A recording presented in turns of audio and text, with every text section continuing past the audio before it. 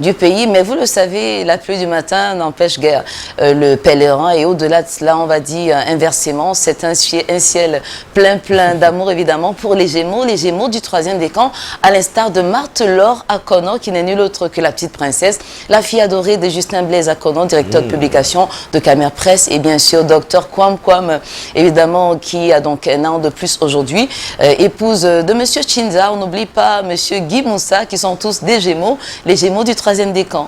J'ai bien aimé l'expression « il pleut des cordes ». Mais c'est pas Foucault qui fait tomber la pluie. Hein? On se comprend. Bon, ils vont appeler ça punchline.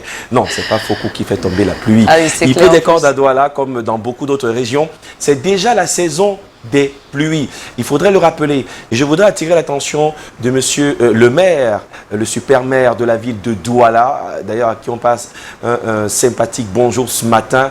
On a toujours, à l'approche des pluies, de gros soucis d'inondation. Ah oui. J'allais dire de circulation. Parce que qu'on soit dans le centre-ville, qu'on soit à Bounanjo, à Akwa et partout, même à Yaoundé, on a vu l'avenue Kennedy souvent inondée. Voilà, inondée. C'est déjà le temps de savoir quoi faire pour la voirie, parce que ce serait très compliqué de revenir sur les mêmes sujets en termes d'actualité, inondation par-ci, ceci par-là. Donc vraiment, on peut déjà anticiper, si on peut encore le faire, mais rappeler à tout le monde que la pluie vient aussi avec sa vague de bénédiction, ah oui. Mais aussi de maladies. Il faut faire attention, en temps de pluie, il faut se prévenir déjà, se prémunir de beaucoup de maladies comme la grippe. Exact. Il faut rester toujours chaud. Absolument. Et puis, naturellement, on va dire, à toute situation, ça profite. Ça va profiter, par exemple, aux vendeurs de parapluies. Oui. Sortez couverts, surtout pour ceux qui viennent donc, qui sont donc en provenance de Yaoundé pour un séjour plus ou moins long, évidemment, dans la capitale économique. En l'occurrence, monsieur Félix Arsène Olinga, qui est donc ici à Douala pendant pratiquement un mois. Il est en mission. Allez. J'espère qu'il prend les dispositions pour garder les mesures barrières d'actualité. En santé, le coronavirus n'arrête pas de faire des morts. Hier, du côté du ministère de la Santé publique, le comité, j'allais dire l'institution en charge, n'est-ce pas, du suivi du coronavirus au centre des urgences. On parle déjà de plus de 10 000 personnes affectées par le coronavirus au Cameroun. Des détails un peu plus tard, parce qu'il y a un travail de fond qui doit être fait. Et c'est dire simplement que malgré tout ce qu'on dit, il ne faudrait pas penser qu'on a trouvé déjà la solution pour barrer la voie. Si au Cameroun, on est à plus de 10 000, il faut peut-être préciser qu'ailleurs, comme par exemple au Bénin, ils sont à 532 cas j'ai également déjà depuis le début. J'ai vérifié également pendant que je regardais notamment sur mon smartphone. Donc au niveau du Bénin, c'est clair que comparé au nombre de décès au Cameroun, il n'y a pas vraiment photo. Ils sont donc à 9, ajouté donc à un député qui est décédé donc le week-end dernier, le seul, évidemment au sein du Parlement béninois qui a donc trépassé. Et il était donc victime de cette pandémie de la Covid-19. Ils ont 236 personnes guéries, mais ils sont vraiment, en fait quoi, c'est 532 cas au total des personnes qui ont contracté le virus. C'est très loin des plus de 10 000 déjà enregistrés au Cameroun. Peut-être ça nous fait plus froid au dos. On se dit, ah, on va mourir, quel que soit le cas. Oh que non, on peut continuer de faire du mal aux autres sans le savoir. On peut contracter la maladie sans le savoir si on ne respecte pas les petites mesures d'hygiène. Après, quand on a déjà les symptômes, il faut déclarer. Il faut appeler le numéro d'urgence et c'est seulement en ce moment qu'on pourra peut-être vous sauver, à moins que vous ayez une immunité aussi forte, parce qu'il y en a naturellement la maladie. Absolument. Et on sait compter, chers téléspectateurs, à bon escient naturellement, sur votre intelligence, bien sûr, sur votre responsabilité, c'est la responsabilité pour pouvoir donc mettre en pratique le respect de ces mesures barrières qui ont donc été listées par l'OMS et partant notre gouvernement, le gouvernement camerounais, pour barrer la voie au Covid-19. Il faut tousser ou éternuer dans le coude. Il faut se laver les mains plusieurs fois, autant que faire se peut, pendant la journée avec de l'eau et du savon et bien sûr utiliser sa solution hydroalcoolique. Porter le masque, surtout quand on va à l'extérieur, c'est très important. Maintenant, on va proposer à nos téléspectateurs, on va le faire après, c'est sûr. Mais ce qu'on va leur proposer, c'est un petit break avant la revue de presse, puisqu'on est à quelques secondes avant de mettre le cap sur Yaoundé. J'espère que malgré les intempéries, on pourra trouver la liaison avec Canal 2 depuis Yaoundé, avec Gislain-Pierre Essonneau. C'est les Hervé que nous célébrons ce jour. Hervé, comme Guy Hervé Fongan. Guy Hervé Fongan. L'intello. Je pensais à Hervé Siani tout à l'heure et à sa Stéphanie adorée, à sa part non négociable, comme dit Fali. Hervé K. Hervé le mix. Hervé Ngebo. Hervé Ngebo, par exemple. Ils sont nombreux, hein, Hervé. Hervé Manga, depuis Bali.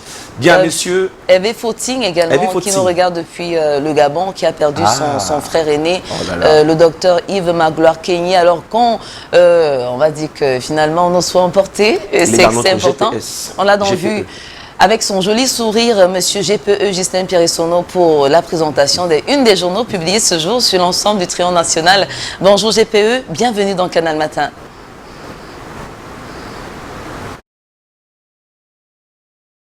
Je vous accueille le cœur enflammé de joie comme à l'accoutumée, vous, mais également les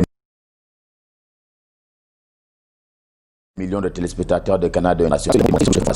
Bienvenue à cet exercice. C'est la revue de presse sur Canal Matin et donc sur Canal 2 International. On va commencer ce matin les induits de la Covid-19. Eh bien, au Cameroun, on s'en va vers la réouverture de l'espace aérien. En tout cas, c'est Cameroun Tribune qui nous renseigne là-dessus ce matin à propos de cette concertation qui s'est tenue à Yaoundé. Elle s'est tenue autour du ministre Jean-Ernest Masséna Ngalbibert de transport au Cameroun, et voilà donc qui annonce la réouverture pour ce qui est des vols internationaux à destination du Cameroun. Cela ne devrait plus attendre pendant longtemps encore. C'est une question de temps, une question de jours, une question de mois, quelques-uns seulement encore. Eh bien, l'espace aérien camerounais sera de nouveau réouvert, bien entendu, aux transports internationaux, aux vols internationaux. Question de permettre à l'économie camerounaise de pouvoir se rallier de nouveau avec le reste du monde entier. Et voilà l'information qui est portée donc par Cameroun Tribune, qui parle ainsi de ces conditions préalables qui ont été examinées à l'occasion de cette concertation autour du ministre Jean-Ernest Masséna Ngalbibert et autour de lui, bien entendu, toutes les parties prenantes au transport aérien au Cameroun. À retenir aussi ce matin à propos de Cameroun Tribune, ce sont justement les avantages à tout le moins incomparables s'agissant de ce qu'il est convenu d'appeler avec le journal le dépistage précoce. Pour parler ainsi de la Covid-19, il vaut mieux se faire dépister précocement. C'est une façon de traquer aussi le virus, c'est-à-dire celui qui conduit la pandémie déjà classée comme étant la pandémie du siècle. Cela s'appelle bien entendu la prévention, se faire dépister précocement. D'ailleurs, les Camerounais, dit le journal, en ont pris quelque peu l'habitude. Heureusement, souligne encore Cameroun Tribune ce matin, dans un contexte où la pandémie est en cavale. Elle est en cavale au Cameroun. La stratégie la plus récente qui a donc été adoptée par les pouvoirs publics se résume en 3 concepts, à savoir suivre les malades qui s'ignorent, les tester et les traiter, s'agissant de la prise en charge qui fait partie de la stratégie de la riposte camerounaise face à la pandémie du siècle. Et en ce 17 juin 2020, nous sommes le 17 juin de l'an de grâce, et bien c'est le quotidien bleu, le jour du jour, qui se propose de faire le bilan quant à l'expansion de la pandémie sur le sol camerounais. Cela fait donc 100 jours exactement que le coronavirus a atteint le Cameroun, soit plus de 3 mois pour un bilan chiffré à ce jour de plus de 10 000 personnes qui ont été détectées positives et au moins 300 morts. Premier bilan donc qui a été effectué par le quotidien Plus ce matin, et à côté de cela, il y a bien entendu la résurgence de ce qu'il est convenu d'appeler le chômage, dû notamment à la mise en chômage technique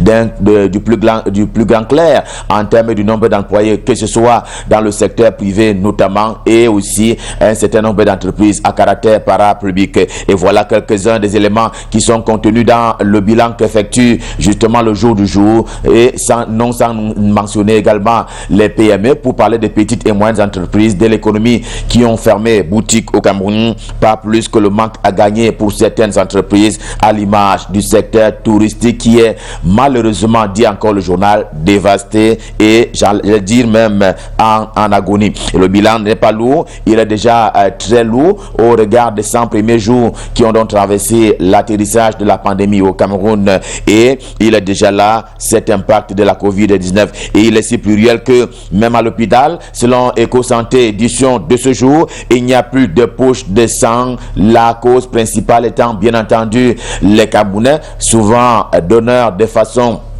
délibérés et volontaires se raréfient de plus en plus à l'hôpital et donc parce qu'ils ne font plus don de leur sang, les poches de sang sont devenues une rareté et ils ont précisément peur d'aller à l'hôpital par peur de contamination. Les autres malades, bien entendu, en pâtissent, eux qui ont tendance à être oubliés par ce temps de la Covid-19. Le coronavirus leur a ainsi ravi la vedette et ce mercredi, arrêt majeur à Meyomé Sala, nous sommes là dans le département du Djaïlobo, région du sud de Cameroun, avec le journal Identité. Arrêt majeur du ministre pour la Tangandji en charge de l'administration territoriale pour la transmission du don présidentiel à l'hôpital des districts locaux. Eh bien, il est parti de Yaoundé et il est allé donc faire don de ce don du président de la République et c'est en faveur des populations locales et justement le médecin-chef de l'hôpital des districts locaux a promis d'en faire bon usage. Arrêt catholique cette fois-là d'Henri Eyebe à ici auprès de Sosten Bayemi, c'est que le premier est ministre en charge des domaines cadastre et affaires foncières et le second est évêque du diocèse d'Obala. Nous sommes dans la Liquier. Eh bien, le premier est allé lui aussi apporter son soutien s'agissant de la lutte contre la Covid-19 sur l'ensemble du sol dont le territoire est reconnu en termes de compétences au diocèse donc d'Obala pour ce qui est de l'église catholique qui est au Cameroun et cela un peu dans la suite de ce que Paul Biya avait déjà lui-même entamé en fournissant un certain nombre de matériel de lutte contre la Covid-19 et ainsi mis à la disposition du gouvernement qui devait lui aussi en faire bon usage. Et pour parler ainsi de cette logique, de ce que Paul Biya ne cesse de réaliser pour lutter et barrer la voie à la lutte à la pandémie du siècle, le journal L'Action du comité central du RDPC est également en kiosque ce jour et il ne se pose pas de questions. Il y a une montée en puissance, une permanence, une constance dans les actions du chef de l'État Paul Biya pour barrer la voie à la propagation du virus partout au Cameroun. Et ce sont les actions sans limite qui sont d'ailleurs rappelées par l'Action édition de ce jour. Mais sur cette base, le quotidien Mutation de Gab, Georges Alain Boyumo dans sa livraison du jour se demande si la vérité des chiffres est celle des intentions présidentielles. Comment en effet, s'interroge Mutation, dans une république, on attribue toute l'activité, toute l'action institutionnelle au seul président de la République au point de laisser transparaître l'idée d'un démiurge, je parle d'un demi-dieu ou au moins d'un roi à la fortune sans fin. C'est bien cela l'arrêt que le quotidien Mutation effectue ce matin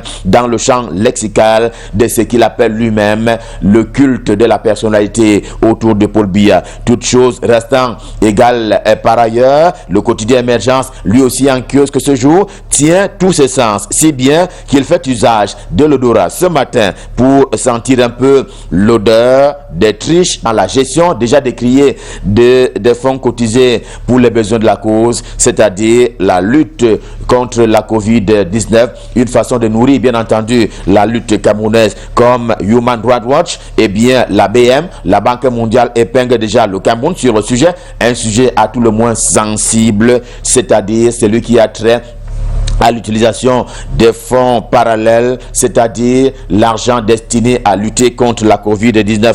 Aussi grave qu'actuelle, l'information qui est portée à la une principale du quotidien Émergence ce matin donne quelque peu de sueur froide et elle fait partie des principales. D'ailleurs, c'est la une principale du quotidien Émergence édition de ce jour et cela s'avère résultat d'une enquête qui a été menée selon le journal du côté du ministère de la Santé publique et entre argent et économie, il n'y a qu'un pas à franchir. Aussi, l'économie quotidienne de ce matin tient-il à nous faire savoir qu'en fait, eh bien, la question de l'intégration sous-régionale se repose avec acuité aujourd'hui, du moment où les peuples ont besoin de s'unir et de se mettre ensemble pour relever les défis qui s'imposent et s'opposent au continent africain. Que donc, pour le cas du Cameroun, cette intégration bat de l'aile. D'ailleurs, le pays de Paul Biya a été mal classé selon le journal dans le grand conseil concert des pays du continent africain qui s'attellent à faire de l'intégration sous-régionale et régionale une réalité, et les conséquences sont bien là, celles qui montrent que le Cameroun n'est pas le modèle en matière de circulation des hommes et des biens sur son sol à Yaoundé. Repère est aussi peint en économie ce matin, en commençant par le foncier du côté de Missolé. Nous ne sommes pas loin de DEA, la ville Lumière, un concessionnaire, apprend-on du journal, bénéficiant de 10 hectares pour la fabrique de chaussures de ce côté-là, est devenu rebelle, j'en emprunte au journal, au point de refuser d'appliquer la décision annulant cette occupation temporaire, une décision administrative qui lui a donc été opposée et elle n'a pas été respectée comme telle. En réalité, le journal de Pongouaré qui dit également en kiosque que ce jour observe une trêve par rapport à ces fêtes de Missolé, pour s'intéresser cette fois-là à Peter Henry Ballerin, c'est l'ambassadeur des États-Unis d'Amérique à Yaoundé au Cameroun. Le journal demande à l'ambassadeur américain ce que Paul Biya lui a fait au sujet justement des idées souvent émises par ces diplomates américains au Cameroun et qui très souvent portent critique au régime de Yaoundé, allant jusqu'à évoquer l'urgence d'une alternance au sommet de l'État. Et voilà ce pourquoi le journal demande à l'ambassadeur américain ce que Paul Biya, le président camerounais, lui a fait. Le quotidien L'Épervier, également en kiosque ce jour, trouve cela à tout le moins indécent, en même temps qu'il croit savoir qu'il y a souvent eu mécanisme visant la déstabilisation du Cameroun. J'en emprunte au quotidien L'Épervier. Une face cachée, dit-il, de sa venue au Cameroun. C'est la conclusion à laquelle aboutit le quotidien L'Épervier. Quant au quotidien Le Messager de Jean-François Chanon, l'urgence est en le connaissement de l'affaire dite Bouba Simala. Eh bien, c'est l'ex, que dis-je, ancien aide de camp du président de l'Assemblée nationale, Kava Yegejebrel. Celui-ci a d'ailleurs cité le directeur de la sécurité présidentielle et certains de ses éléments au tribunal comme témoins, et, dit le journal, ils sont attendus devant monsieur le juge, question de se justifier par rapport à ces accusations. Info Matin s'active pour sa part ce matin à renseigner sur la vie, oui, la nouvelle vie du côté de l'ART, l'agence de régulation des télécommunications. Même après éviction, dit-il, l'ancien président du conseil d'administration tire toujours les ficelles dans l'ombre sous la couverture de la fibre tribale.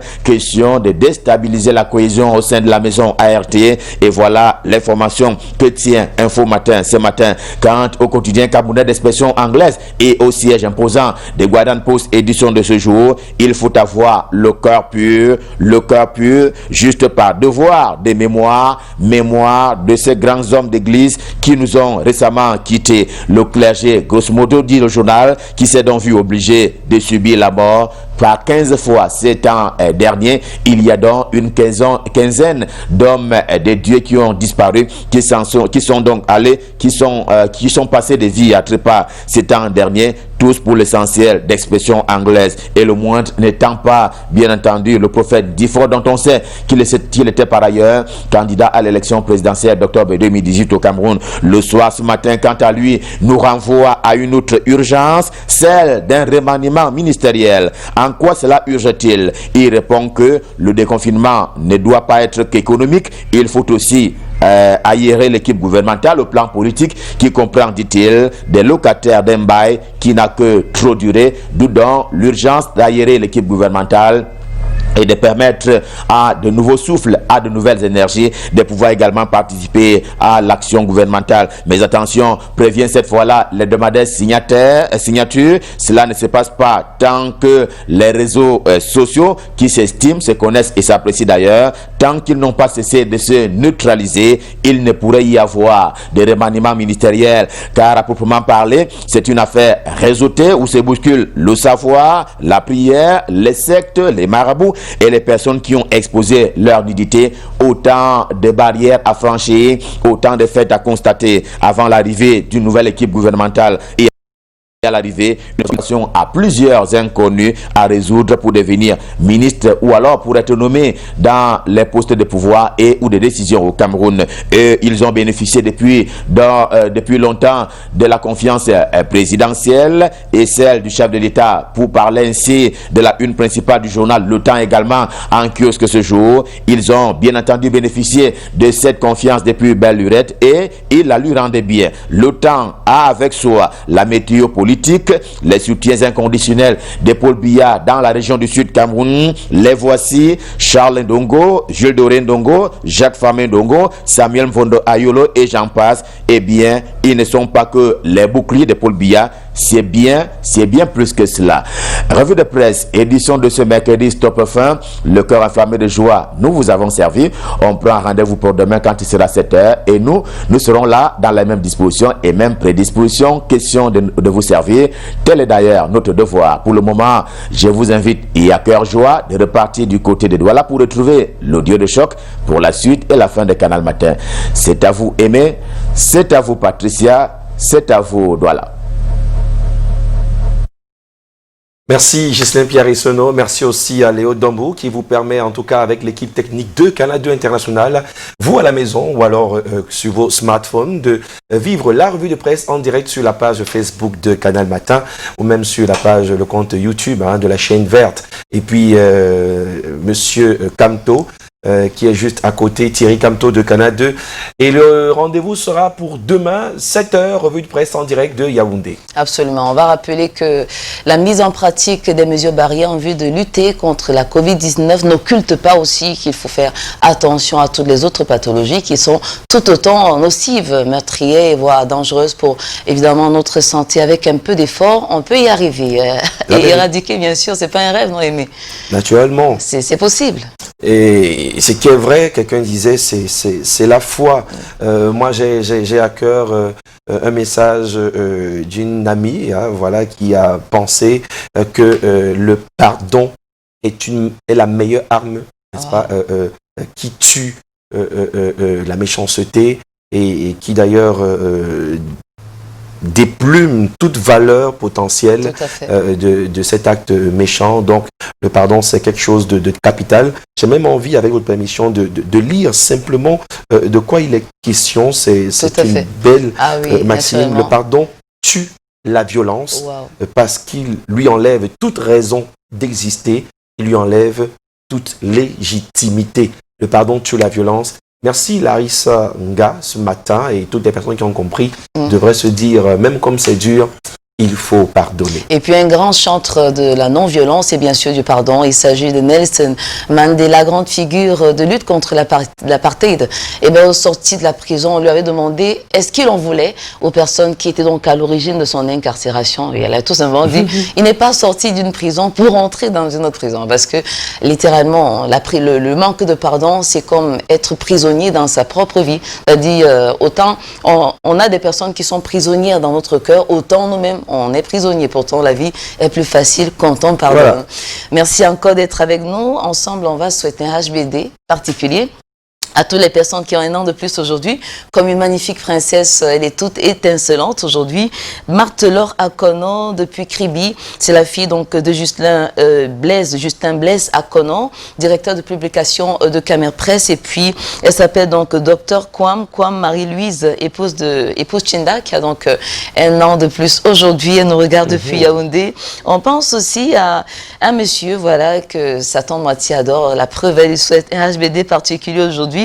Madame Fallon Moussa qui donc HBD particulier à sa tendre moitié, Monsieur Guy Moussa, qui est un fidèle de l'émission. Vous parliez tout à l'heure de confrères de la presse. Oui. Nous, on va saluer humblement ce matin tous ceux qui veillent pour nous produire le journal, et à ceux qui lisent les journaux. N'attendez pas seulement la revue de presse. Après, allez au kiosque. Ne jouez pas les titrologues pour faire des commentaires comme dans tous les parlements avec les 25 heures et autres. Achetez la presse, c'est important. Et Prince Ngekam, par exemple, que je salue du Forum Libre, le journal Le Forum Libre, ou encore Grace Ngome du journal Matsila. On parlait des Hervé tout à l'heure, c'est le prénom du jour. Belle coïncidence.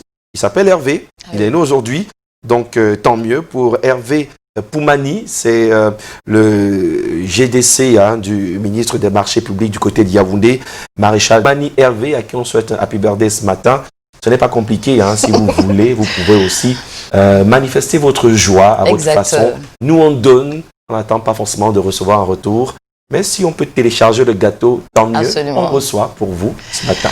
Et puis, on vous a réservé les plus belles chroniques de la télé parce que vous méritez le meilleur, chers compagnons de bonheur. On aura donc André Mirabeau-Mahop en cette deuxième partie pour nous parler de sport. Ce ne sera pas tout, un peu de culture qui s'invite au menu de votre réveil matinal adoré et bien sûr, ma chanson du cœur. Aujourd'hui... Ah ben on va réveiller François. Petit Sako, le titre François. Et un autre petit, pas de taille, mais petit de patronyme, Petit Yodé, l'enfant sirop qui chante La vie. Petit Sako qui chante François. Ah oui. On fait un tour dans le Zouglou, on fait un tour en Côte d'Ivoire. Et on va dire Yafoy. Comment on les salue, les Ivoiriens qui nous regardent Je sais qu'ils ont coutume de dire c'est comment ça est, c'est comment ça est, c'est pour dire que non, c'est ça qui, c'est bien quoi. Donc le rythme est bon et puis naturellement on sait qu'ils sont nombreux, des Camerounais qui nous regardent et pas seulement les Camerounais, les Ivoiriens, bref, Canada International, qui a regardé un peu partout dans le monde. On ne peut qu'en être fiers. Merci de votre fidélité. Il faudrait donc aller sur la page Facebook de Canal Matin pour voter ma chanson du cœur. Il s'agit de quoi? Juste une phrase qui vous rappelle, n'est-ce pas, cette musique et son contexte. Est-ce que Petit Sako, François, à cette époque, sur les bancs, ou une histoire de femme, ou une histoire de... Vraiment, on veut les anecdotes, mais il faut être membre de la page, il faut cliquer sur j'aime, et vous aurez le choix dans 5 minutes. Attendez, c'est pas encore prêt. Dans 5 minutes, vous pourriez voter pour ma chanson du cœur, un peu comme Cindy Melissa, qui pourra offrir son cœur en ce moment particulier pour quelqu'un qu'elle adore. C'est son HBD Dalé Biaz qu'on salue. Et la suite, c'est ici. C'est clair.